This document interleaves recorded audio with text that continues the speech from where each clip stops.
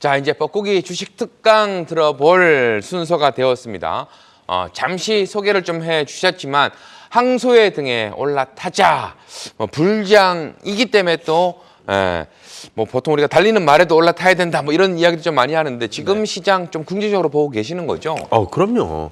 왜냐하면 우리는 시장이 굉장히 어려울 때도 제가 여러분 통해서 이 뻐꾸기 주식을 통해서 시장에 어떤 우리가 강세 전략으로 가야 되는 거, 그리고 그 위기가 여러분들한테 기회가 될 것이다라는 거, 또 올 한 해 우리가 큰 그림을 그리면 결국에는 이렇게 흘러가게 될 것이다라는, 뭐 지금 그렇게 가고 있죠. 우리가 그린 그림대로 사실은 시장을 가고 있습니다. 네네.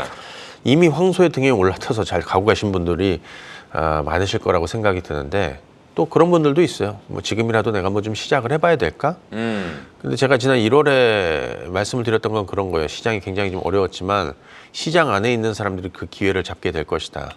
이제는 시장 밖에 있는 사람들이 시장 안으로 들어올까를 이제 고민할 수도 있다라고 생각이 들어요. 네네. 저는 지금이라도 항소의 등에 올라타야 된다라는 얘기를 해드리고 싶어서 이번 주 뻐꾸기 주식은 이렇게 한번 잡아봤는데요. 화면에 보는 이놈은 잘 달릴 것 같은 생각이 잘 달릴 것 같아요. 자, 잘 보시면은 밖에 나가 보니까 뭐 오늘 제 타이하고도 좀 비슷하네요, 분위기가. 네네. 자, 봄바람이 봄꽃을 피우듯이 비관이 가득했던 시장에도 긍정의 바람이 여기저기서 불어오고 있습니다. 그동안에 우리 뭐 인플레이션, 뭐 긴축, 그 다음에 뭐 금융시장의 위기, 뭐 이런 얘기 굉장히 많이 들어왔었는데 어느덧 다 지나버리고 이제는 기대감이 더 커진 상황이죠. 이번 그 페드 아치로 보니까 다음 FOMC는 이번 이제 25bp 이번에 올렸고요. 다음 FOMC 5월 이게 마지막이 될 가능성도 있다고 보입니다. 5월까지는 다양한 변수가 앞으로 만들어질 수도 있겠죠. FOMC 이전까지. 뭐 당장 다음 달 뭐 고용이나 CPI에서도 변수가 될 수도 있다. 하지만 우리는 달러 약세와 함께 그죠? 계속해서 전망을 드렸습니다. 그리고 5월 금리 전망은 동결이 지금 보게 되면 조금 변할 수도 있지만 지금 동결이 대략 한 절반 정도 50%대를 계속해서 유지하고 있습니다. 그러니까 5월이 마지막이 될 가능성도 있고요. 그죠? 뭐 그닥 중요하진 않은데 그 정도 보고 있구나. 요거 한번 보실까요? 제가 이제 공포와 탐욕 지수를 계속해서 여러분들한테 좀 많이 보여드렸습니다. 특히 어려운 시장일 때. 자, 보시게 되면 여전히 이 피어, 공포 국면에 있습니다. 여기는 아주 극단적인 공포인데 이미 이제 지난번 SBB 사태 때는 제가 이걸 보여드릴 때 어디 와 있냐면 한 30단 정도 와 있었어요. 이렇게. 그러니까 그때도 사실은 극단적인 공포로 가지는 않았고 네네. 거의 공포 국면에 있었다라는 건데 지금은 40까지 올라왔습니다. 40까지 올라왔습니다. 하지만 중요한 건 중립이나 그 탐욕이 이쪽으로 아직 가지 않았다는 거죠. 그러니까 우리 입장에서 어떨까요, 여러분들? 좋은 내용이죠. 왜? 아직 공포 국면을 탈출한 건 아니에요. 그러니까 올라갈 여지가 많이 남아있다는 거예요. 자, 이걸 여러분들 보시면 좋을 것 같고. 달러, 우리는 달러를 지난 작년에 114 찍고 100 깨질 때 본격적인 달러 약세가 추세적으로 이루어질 거라고 그랬습니다. 그래서 이 달러가 100 초반대까지 내려왔다가 여기 한번 네모 박스 한번 보세요. 여기 한번 이렇게 일시적으로 튀어 올라온 자리가 있습니다. 이거 언제냐면 1월 고용이 2월에 발표된 1월 고용이 너무 서프라이즈 해가지고 그때 튀어 올랐고 그때 뭐 연준이 긴축을 뭐 50bp 올리느니 뭐 금리 50bp 올리는 이런 얘기가 나왔을 때 달러가 일시적으로 이렇게 강세로 갔지만 결국에는 꺾일 거라는 얘기를 계속해서 드렸죠. 자, 지금 102선에 있는데 100을 향해서 달려가게 될 것이다. 달러 약세는 결국엔 우리에게도 큰 긍정적인 효과를 가져다 줍니다. 달러 외의 자산, 그러니까 우리가 지난 1월 달에 그런 얘기도 드렸어요. 달러 약세가 본격적으로 진행이 될 것이기 때문에 달러 이외의 자산의 비중을 늘리라는 의견도 드렸습니다. 특히 주식 같은 위험 자산에 대한 투자 얘기를 계속해서 드려왔던 사항입니다. 자, 뱅크 오브 아메리카 서베이 매달 발표되는 이 서베이에서 현재 이거 한번 그냥 체크하는 차원에서 한번 보게 되면 현재 시장에서 가장 큰 위험 요인이 뭐냐? 글로벌 뱅크 오브 아메리카 글로벌 펀드 매니저 서베이 내용인데요. 이거 잘 보시게 되면 글로벌 경기 침체, 이거 파란 거는 2월달 서베이고요. 그다음에 이 분홍색은 3월입니다. 많이 줄었습니다. 경기 침체에 대한 부담들은. 그다음에 지정학적 이거는 뭐 볼 거 없고요. 그다음에 중앙은행의 매파 기조는 여전히 사실은 동등하게 유지는 되고 있더라고요. 아직도. 자, 그런데 이제 볼 거는 뭐냐면 그동안에는 우리가 인플레이션, 이 고인플레이션에 대한 우려가 컸었는데 이게 40에서 25까지 훅 줄었어요. 완화되고 있다는 거죠. 우리는 그동안은 이제 계속 말씀드린 이미 정점 찍고 내려가고 있다. 속도의 차이가 있지만. 그리고 크레딧 리스크. 그러니까 이번에 SBB 사태로 해서 크레딧 리스크가 사실은 이만큼 커진 겁니다. 11에 30에. 여전히 부담스럽게 보고는 있다라는 거죠. 다만 저는 그렇게 보지 않습니다. 왜?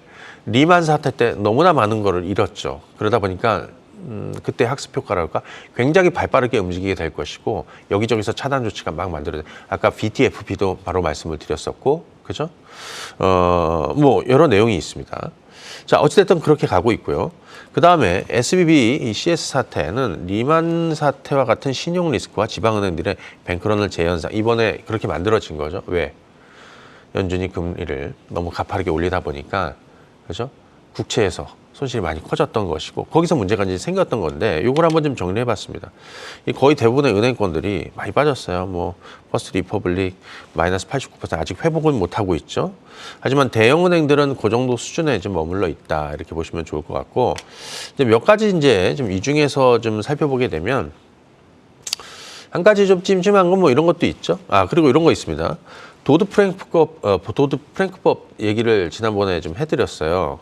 그런데 이번 주에 나왔던 옐런 장관이 도드 프랭크법이 많이 완화되어 있다. 그러니까 한번 점검을 해보니까 많이 완화되어 있다라는 거. 이건 뭐냐면 트럼프 대통령 때 은행들이 여기저기 이제 투자를 활성화할 수 있게끔 뭐 조금 많이 풀어줬던 것 같아요. 특히 지방은행이나 이런 쪽에서. 네. 도드 프랭크법이 그런 거죠. 그러니까 은행들이 본업 외에 과도한 레버리지를 일으키거나 아니면 본업 외 투자, 그러니까 너희들의 본업과 미스매칭되는 거에 대한 투자를 좀 자제하라는 건데 못하게 하는 내용인데 대형은행들은 이걸 잘 지켜줬다는 거예요. 그러니까 지난주에 제가 이런 얘기 들으면서 JP모건이나 뭐 시티나 뭐 이쪽으로 오염될 가능성, 전이될 가능성이 좀 상당히 낮다라는 얘기 드렸죠. 이거는 지방은행의 그죠? 변두리 은행들의 어떤 뭐 그런 내용이라는 말씀을 좀 드렸고요. 근데 보시게 되니까 최근에 이제 돈이 많이 빠져갖고 지방은행이 많이 빠져가지고 들어간 곳을 보니까 단기 MMF 쪽으로 많이 들어갔다. 언제든지 뺄 수 있는. 그러니까 이런 것들은 어떤 흐름으로 좀 봐주시면 좋은데 이번에 아까 옐런 재무장관의 얘기 도드 프랭크법이 많이 완화돼 있다. 향후에 강도 높은 규제 요구로 은행은 더 보수적인 태도를 보일 것이다. 이건 뭐냐면 연준이 긴축을 더 강화하지 않더라도 은행들의 간접 자발적 긴축이 연준의 긴축 효과를 가져올 것이다라는 거를 그동안에 지난 시간에도 말씀을 드렸죠. 금리를 더 높이지 않아도 긴축 효과를 가져오게 될 것이다. 자, 결국에 은행의 유동성 위기는 연준의 통화 정책과 상충 관계 반대입니다. 여기서 중요한 거는 위기의 전염 확산은 연준의 신축적 통화 완화를 자극하게 될 것이다. 이게 뭐냐면 긴축에서 완화로 언제든지 변할 수 있는 그죠? 그런 신축적인 어떤 흐름을 보일 가능성이 있다라는 거죠. 우리는 지금 여기 시장은 여기에 반응하고 있는 것이 되겠고요. 그 다음에 요거 한번 보겠습니다. 자, 제가 이제 시간이 좀 부족하긴 한데 결국에 이 신용경색은 연준의 과잉 긴축에서 왔다라는 거예요. 이게 미 국채 2년물의 변동성, 주간 변동성을 표시한 건데 이번 SB 파산 때가 여기입니다. 근데 과거로 좀 준해 보면은 88년도 미국의 저축 대부조합 사태가 있었어요. 이때는 폴 볼커 그 의장이 사실은 아주 인플레이션과 싸우는 시점이었죠. 7, 80년대. 그때 금리를 막 10%대로 올리고 막 그랬잖아요. 10%나 올리고 막 그랬죠. 그러다 보니까 지금과 유사한 사태가 있었다는 거예요. 그때도 지금과 같이 국채 여기서 금리를 너무 올리다 보니까 똑같은 상황이 만들어졌다는 거죠. 그죠? 자, 바로 그 부분을 말씀을 드리는 거고요. 자, 경기 침체가 현실화되는 시점은 역전된 장단기 금리차가 다시 돌아올 때다. 그러니까 장단기 금리차가 이렇게 역전이 되어 있었다. 그리고 이렇게 음영은 경기 침체입니다. 공식적으로 경기 침체를 의미하는 겁니다. 아직 공식적으로 경기 침체를 공식화하지는 않고 있지만 최근에 단기, 그죠? 뭐 2년물이 금리가 계속 내려오고 있고요. 그 금리 차도 많이 100bp까지 BP 이상 벌어졌던 것이 지금 절반이나 좀 줄이고 있는데요. 자, 이거는 좀 더 줄이게 될 것이다라고 생각이 듭니다. 자, 참고하시면 좋을 것 같고요. 이번 주에 신규 실업수당 청구 건수 이거 좀 나왔는데 예측치보다도 더 2,000건이나 올랐어요. 자, 이거는 좀 긍정적이다 이렇게 보면 되겠고요. 제가 못다한 내용들은 다음 주 생방송에서 자, 월요일 야간 주식 방송에서 하도록 할 텐데 아까 그런 얘기 드렸습니다. 블룸버그에서 블리시 시그널이 나타나고 있다. 나스닥이 12월 바닥에서 20%나 올라오면서 강세장 신호가 나타나고 있다는 거죠. 얘네들은 보통 고점에서 20% 떨어지면 약세장으로 이제 본격적으로 간다라는 신호로 보고 네. 반대로 바닥에서 20% 정도 올라오면 본격적인 강세 신호가 나온다라고 평가를 하더라고요. 근데 저 역시도 마찬가지로 보고 있습니다. 그렇죠? 최근에 보시게 되면 나스닥도 강하고요. 뭐 달러는 약세로 가고 있고요. 그렇죠? 연준이 더 이상 긴축과 그죠? 뭐 이거 강화될 가능성이 좀 낮다 보니까 시장도 이런 위험 자산 중심의 상승세가 계속 이어지고 있다. 특히 제가 비트코인 얘기를 뭐 하시라는 게 아니라 얘기를 많이 드립니다. 대표적인 위험 자산인데 최근에 이제 크립토의 대표인지 비트코인이 28,000달러를 넘어섰어요. 저는 개인적으로 3만 달러 넘어서면 상당히 시장의 어떤 분위기가 좀 더 바뀔 가능성이 좀 있다. 역시 강세장의 신호라고 볼 수 있습니다. 자, 그러면 한번 좀 정리되는 얘기를 좀 드려보도록 할게요. 단기 금리가 하락을 하면 경기 침체가 온다는 말은 과거의 저금리나 저인플레이션 시대의 산물이다. 지금은 고인플레이션 시대다. 단기 금리가 하락해야 상승장이 시작된다. 단기 금리가 떨어지고 있죠.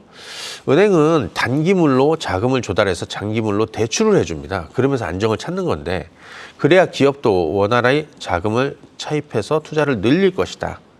자, 지금은 인플레이션 시대의 논리에 따르고 있다. 단기 금리가 긴 상승 추세를 마감하고 지속적으로 하락이 진행이 된다면 이미 그렇게 되고 있죠. 지금 2년물도 계속 떨어지고 있으니까 투자자들은 시장에 적극 참여하는 것이 답이 될 것이다. 우리 경기 침체에 대한 우려도 많이 얘기하는데 네. 이 시간 통해서 미국이 9차례 경기 침체 구간이 있었는데 증시는 늘 경기 침체 본격화하기 이전에 바닥을 만들어서 경기 침체 구간이라고 공식한 지점에서 상당히 강한 흐름을 9번 중에 8번을 보였다는 말씀을 드렸어요. 그래서 지금이라도 본격적인 강세장을 준비하는 황소의 등에 올라타라는 게 바로 오늘 뻐꾸기 주식의 결론입니다. 여기까지 하겠습니다. 네.